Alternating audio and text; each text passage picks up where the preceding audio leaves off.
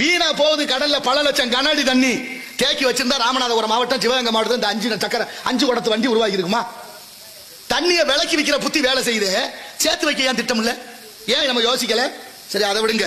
ஒரு வாரம் 10 நாளைக்கு முன்னால பெய்த கனமழையில கடலூர் மாவட்டம் திட்டக்குடி என்ற ஊர்ல அரசு நெல் கொள்முதல் நிலையம், அதுல 3000 நெல் மூட்டை மழையில நனைந்து முளைக்குது. மனசாட்சி இருக்கிறவங்க யோசிப்பான்ல, திங்கிற உணவு நெல்லு தானியம், அந்த நெல்லு மூட்டை 3000 மூட்டை மழையில முளைச்சு போச்சு. சாராய கடைக்கு துப்பாக்கி ஏந்திய பாதுகாப்பு விளங்குமாடா நாடு? விளங்குமா? மது நாட்டுக்கு வீட்டுக்கு உயிருக்கு கேடுன்னு அரசாங்கம் எழுதி வச்சு விக்குது. டாஸ்மாக்னா என்ன அர்த்தம்? நுகர்பொருள் வாணிப கழகம்னு அர்த்தம். டாஸ்மாக்னா தமிழ்ல நுகர்பொருள் வாணிப கழகம். அங்க அரிசி பருப்பு உணவு பொருள் விற்கணும், அரசாங்கமே சாராயம் விற்கிது. யாரு கேட்க முடியும்? முடியவே முடியாது. அதே அரசாங்கம் இன்னொரு விளம்பரம் பண்ணுது, இளைஞர்களே போதையின் பாதையில் போகாதீர்கள். நீங்க எல்லாம் போதையின் பாதையில் போறது எனக்கு மனசு தாங்கல. எவனும் செத்தவாடும் இல்ல, குடிச்சு குடிச்சு நம்ம பிள்ளையே தான் சாகுதுங்க. எத்தனை பெண்கள் தாலி எடுத்திருக்கிறார்கள்? மனசாட்சியோட சிந்திச்சு பார்த்தோமா?